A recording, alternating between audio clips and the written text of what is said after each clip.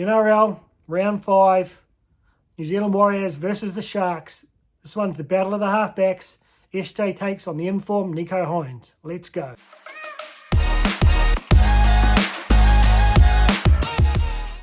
Hey team, welcome back to the Warriorholic. Off the back of a really heartfelt win, 80 minutes of torrid football there against the Bulldogs. It's time to look forward to a round against the Sharks over there in the Shire. So, quick look at the history of the two clubs there. 42 games so far head-to-head. They won 26, we've won 16, so a bit of a balance in their favour.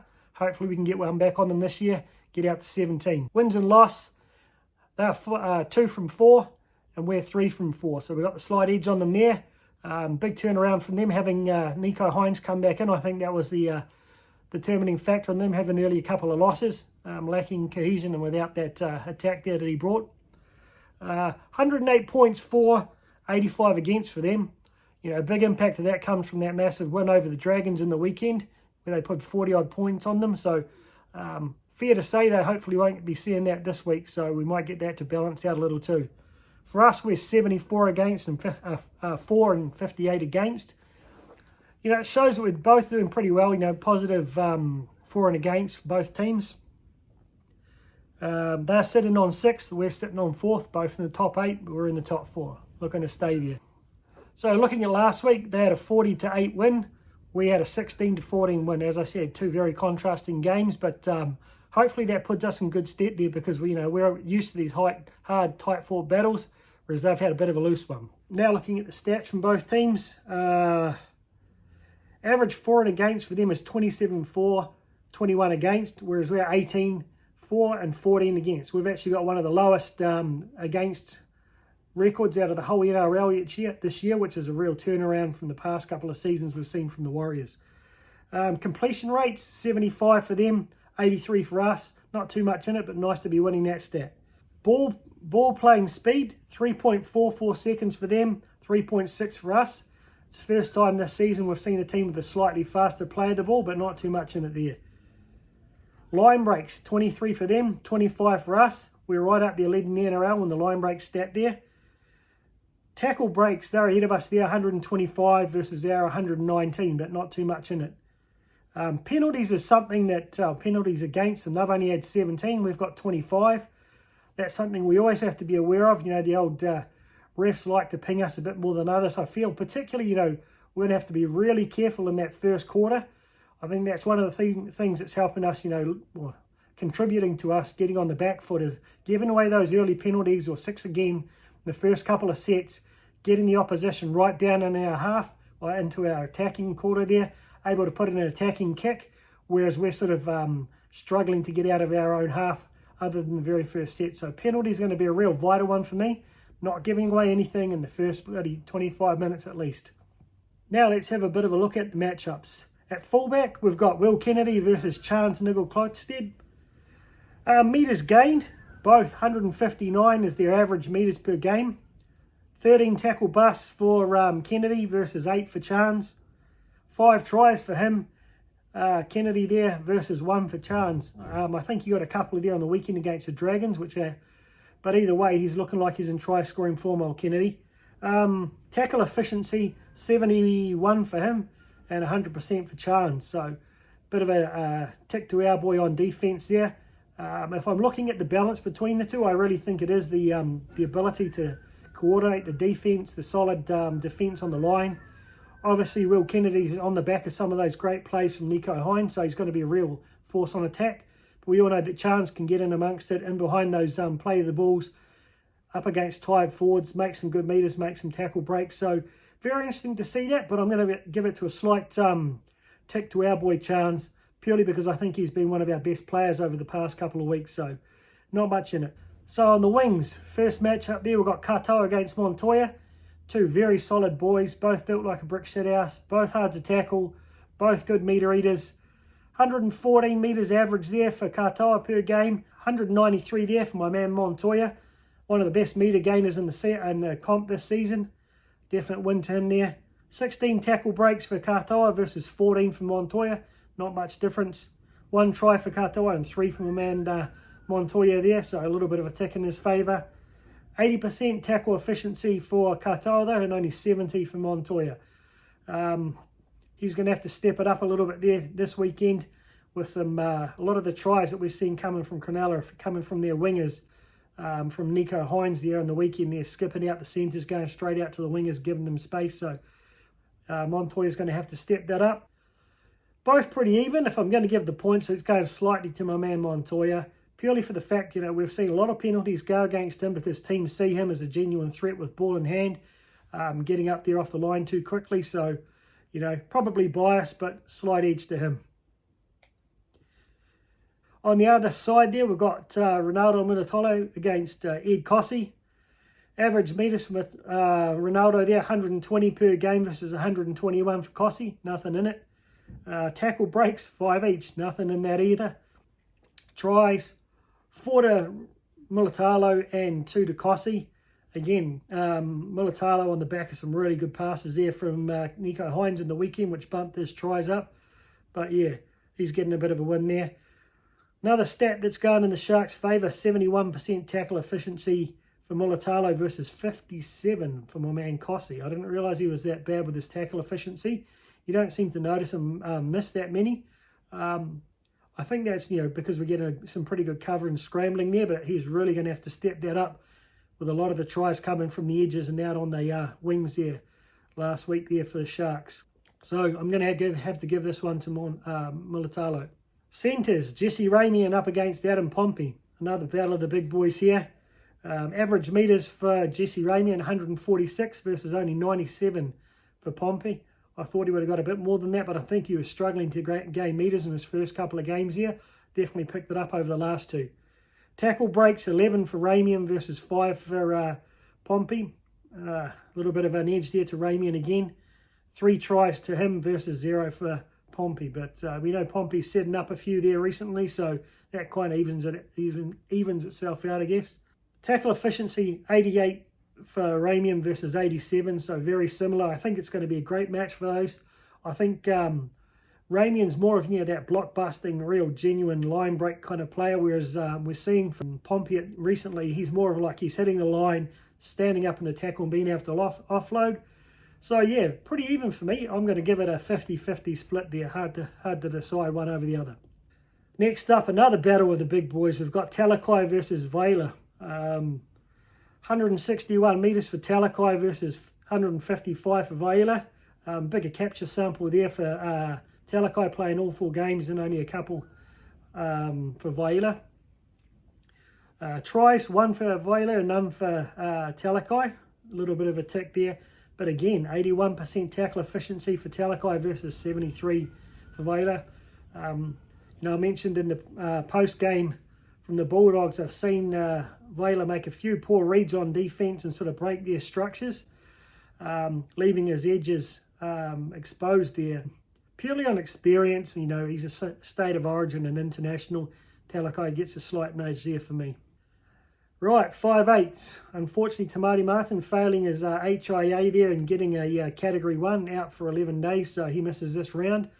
So we've got Matt Moylan up against Volkman, coming up here from the, showing some really good form there in the New South Wales Cup there. So I'm going to give the stats for Moylan in first grade, obviously, and I'll give some stats here for Volkman for what he's been doing in the New South Wales Cup since he's had no first grade this year. Average kicking metres, 94 only for Moylan versus 324 metres for Volkman. Granted, Volkman's been doing the lion's share of the kicking there in NYC, but showed for me he's got a really good kicking game. I really hope he can get a fair percentage of the kicking split between him and SJ this week. Show his skills. He's got a great bomb and some great tactical kicking there, so I'm going to give him the tick over that. Try assists, 3 to Moylan, 5 to Volkman. Line break assists, 1 to Moylan versus 5 for Volkman. Tackle efficiency, 84 for Moylan and 83 for Volkman. Volkman's not a big guy. He's definitely got a big heart, but he's going to have some big boys running at him on those edges there this week, so it's going to be a real challenge for him.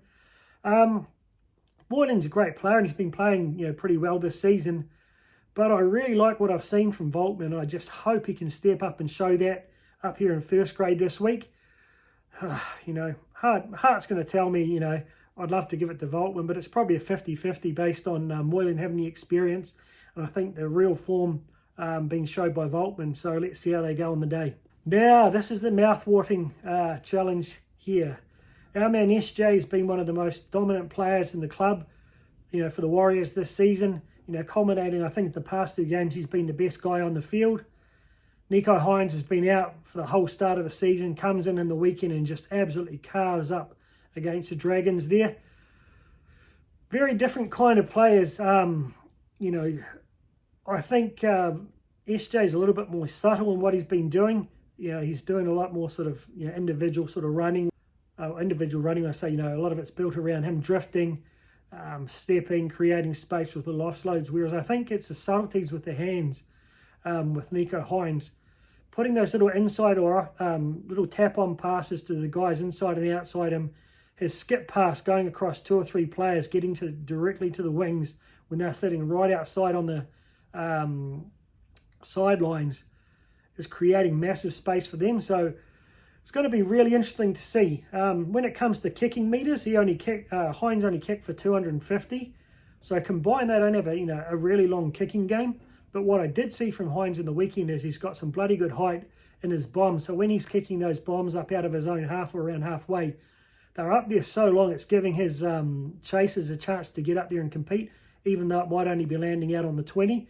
They got a try from that in the first half. So we're going to have to be really sure under the high ball again. But I think Cosi and Pompey and CNK are all pretty solid under the ball there, so we should be all right. We saw some much more variety of kicking in the past 2 games from SJ, and I'd really like, as I just said, to see him sharing the kicking duties with Volkman, putting a bit more insecurity or uncertainty into the opposition. Try assists, 5 to Nicho Hynes and 2 to SJ. I think SJ, he's not necessarily been the one to put in that last pass to set up tries, but there's a lot of little subtleties that he's putting guys into space who set up that try and getting the try assist from him. Whereas Nicho Hynes, man, he was just putting on a show on the weekend there and put a lot of guys through gaps, either with those short little subtle passes on the inside and the outside, or the wide passes. Pretty magic there, 5 try assists in 1 game. Line break assists, 5 from him there as well. And 3 line break assists for SJ. So productivity-wise, you've got to give it to Nicho Hynes. But again, I think the Dragons were complete shit there. So it's not a true reflection of how he'll go up against a much more solid defence like ours. Tackle efficiency, 83% for Nicho Hynes and 95% for my man SJ. Must have been close to 100 on the weekend. I really want to see us running our big boy straight over the top of Nicho Hynes all night and taking a bit of the legs out of him. Tiring him out. He's got a heart of gold and seems to go all day, but let's put some big traffic all over the top of him, make him tired and make it a lot more difficult for him this week than he got against the Dragons.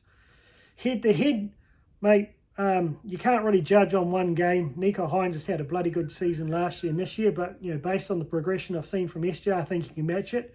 So this is too hard to call for me. 50-50 down the middle for those 2. Right, now we get into the big boys up the front there. Toby Rudolph against Adam Fanua-Blake. Both very big bodies. Quite different players. I think, Toby's a bit more of a sort of quick across the ground. He's pretty strong in the tackle as well, whereas Adam Fanua-Blake doesn't really rely on speed so much. It's more his strength. Average metres, 135 for Toby, 143 for AFB, not a big difference there. Total post contact, both at 200 metres. Both 11 hit-ups on average per game. Tackle breaks, 11 for Toby Rudolph and 12 for Adam Fanua-Blake. Offloads, 3 for Rudolph and only the 1 from Adam Fanua-Blake. It's something I'm not disheartened by him not throwing too many offloads, because he has done in the past, throwing a few silly ones, but I'd like to see him pop a couple there, because he's getting 3 or 4 defenders on him. And if you can get one away, he could create a lot of space. But like I've mentioned in previous episodes, I think he's a little bit more focused on the popping that pass just before the line at the moment. But let's see how they go. Pretty even matchup. But I think, Adam Fanua-Blake has probably been in our top 5, top probably 3, close to top 3 players in every game, really consistent. Hart wants to say he's got an ever so slight edge here, but I do really like Toby Rudolph, one of my favourite players in the comp, such a good guy.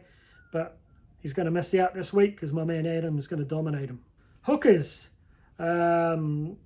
Blake Braley against Egan.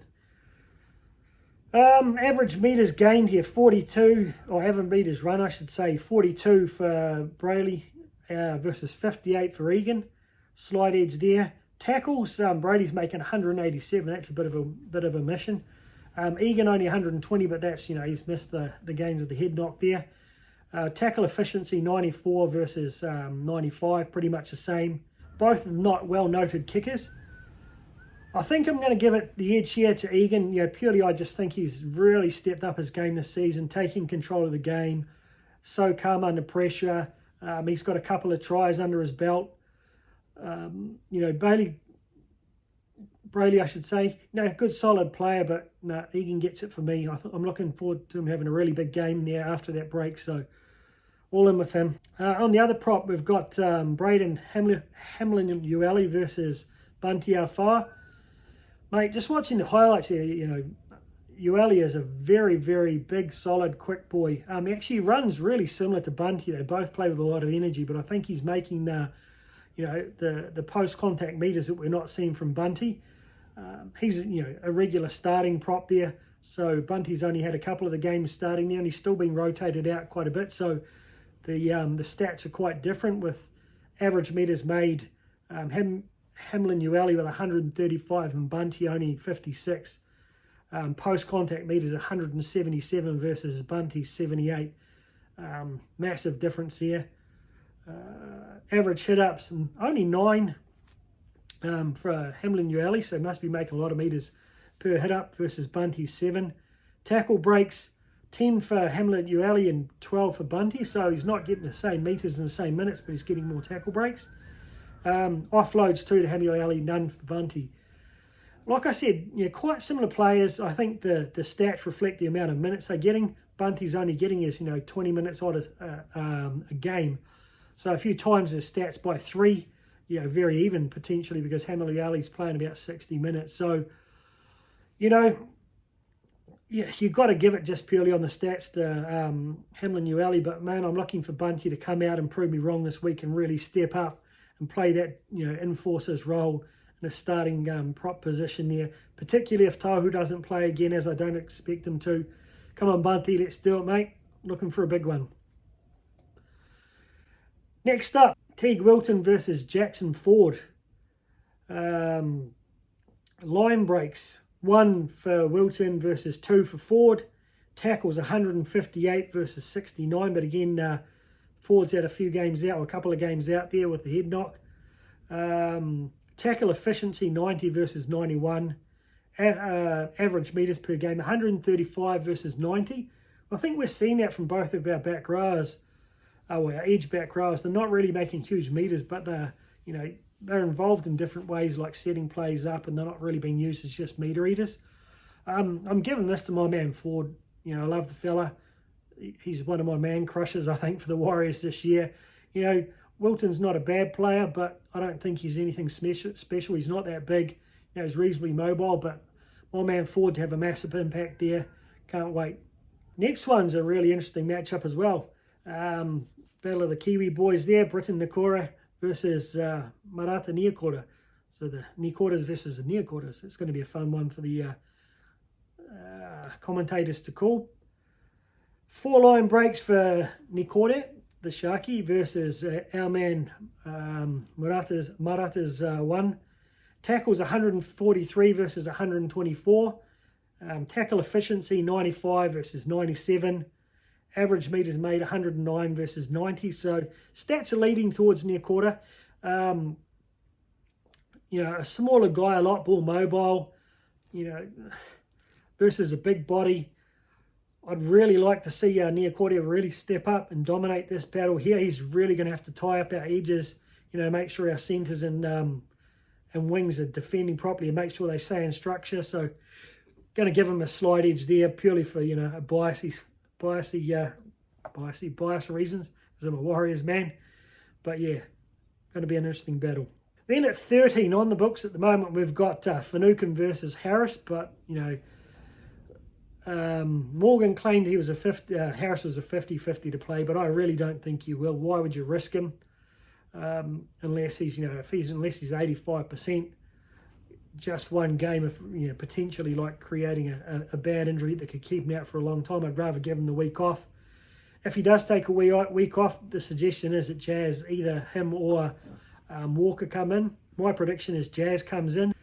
So I'm going to compare Jazz's stats against Finucane's here rather than going through Tohu. Average metres, 121 for Finucane versus 143 for my man, the Jazz. Total post-contact metres is 165 for Finucane and only 88 for Jazz. That said, Jazz has only played a couple of games off the bench, so I think if you double that, very similar. Average hit-ups, 10 for Finucane, 14 for Jazz. Tackle breaks, 1 for Finucane, 12 for my man Jazz. Offloads, 2 for Finucane and 1 for Jazz. Considering he's only played a couple of games, mate, head for head, I'm giving this to Jazz. I think Finucane's had a quiet start to the season. We all know he's rock solid. He does all the dirty work, but I just think the energy of the younger Jazz there, only 2 games in, so his body's not as tired and he just really seems to be clicking at the moment. So I'm giving him the nudge there. Interchange. I've gone for what I think will probably happen here rather than what necessarily is listed on the team sheet. So they've got McInnes, Royce Hunt, Jack Williams and Braden Trindle versus Dylan Walker, Siranen, Curran, who I believe will come in, Harris to drop out, and Tom Ali. So they've got McInnes against Walker. You've got like for like, high energy, can play hooker, halves, backs, back rower. Very, very similar role. I'm giving it to my man Walker there purely because of this combination for Jazz. If you're looking at the props off the bench here, you've got Hunt versus Ali, both similar, high energy guys, make good meters, solid contributions, don't let anyone down. Second rowers here, so I'm going to compare Josh Curran against Jack Williams, both like mainly focused in back rower roles. I really hope that Curran does come in and just is really hungry and angry, looking to prove that he should have been there all along without being dropped down the New South Wales Cup then and onto a reserve role, not actually even getting game time in the weekend. Hopefully he's angry and ready to produce. And I don't know a lot about Williams, which kind of gives the impression he's not one of the big superstars that I would have noticed. And then you've got a half and Braden Trindle on the bench versus Bailey Siranen, who's kind of our cover for hooker and a whole bunch of other positions. Both much of a muchness. I don't think they make a massive impact. Trindle, I'm not sure where he'll come on because you wouldn't imagine Nico Hines will be getting any minutes there. So maybe he's just cover or maybe he's going to cover hooker as well. So those two there are a bit of a question mark for me. So overall on the bench, purely I think for energy, because we're going to get hopefully Josh Curran coming in with a point to prove and Dylan Walker for what he's shown over the past few games. I'm going to give us a slight edge there. Again, I've said it before. I think this is a real point of difference for us. If not, maintaining the level set up by the starters, our bench is really lifting us. So, hard to call, mate. If you look at head-to-head battles, they probably get us a bit in the centres there and maybe one of the wings. Other than that, it's very, very close. Nico Hines, if we allow him to play like he did against the Dragons, he could really hurt us. But I really expect our defence to set up. So I only managed to watch the highlights of the weekend, but what I did notice, I've mentioned it earlier, is their tries came from kicks, really well placed, well contended kicks, lucky bounces like we saw the Bulldogs get against us in the first 20 minutes during the weekend. So we're really going to have to defend those contestable kicks, getting up and supporting our players, but having those people just hanging back, ready for that ugly bounce maybe. 99% of their attack is centred around Nico Hines. Now, we can't overly focus on him because I've got plenty of other players who are able to contribute on attack. But we're just got to be mindful. He can step and run himself. He's got really outstanding speed. He's looking at these little tap-on passes like we've seen from Tamati Martin. But he's also quick with that little pop inside, outside. But his width on his skip pass is like a bullet on the money, right out in front of their wingers. Like I said, sitting on the try line, they've got a bit of compressed attack there. So there's a gap between the centre or the back rower and the winger. You know, there's a good 5 or 6 metres between them at point. For us, we've just got to stick with the game plan. Hard, aggressive, up the guts, direct footy, running a lot of football at Nico Hines, tiring him out, really sticking together in defence, not rushing in, leaving our people outside us exposed, trusting those inside and outside us to do their job and not making poor decisions. When you do come up, you're going to have to hit that man. I think we showed some pretty smart decisions against the Bulldogs, but some poor ones earlier on in the first 3 games. So, shit, if this is at home, I would say it's almost 50-50. But because we're on the road there, we're likely to not have Tohu. We're going to have to give it a slight edge towards the Sharks. But I don't think they've seen the likes of us with the way our defence is going this year. You know, they're going to have a tough game on their hands. We've played in like really adverse conditions in the heat and hostile crowds. We've dealt with the road trip up to Queensland, so it's a lot shorter there to get to Cronulla. No reason I think we can't win this. At a minimum, though, I want us to be competitive for 80 minutes. Worst case, we lose. We need to lose in a way that we can hold our heads up and learn from it. The last thing we want is to go back to the old Warriors style of losing our shit like the Dragons showed and really are putting us on the back foot. Every faith in Webby and the coaching team that will have us up for this. So I'm looking for a big one, mate. Heart says Warriors again by a very small margin. Head says probably a small win to the Sharks. So who bloody knows? All in with the Warriors. Let's go get them. Can't wait for a post-match talking about how we actually pulled it off. Warriors, the Warriorholic, all in for 2023.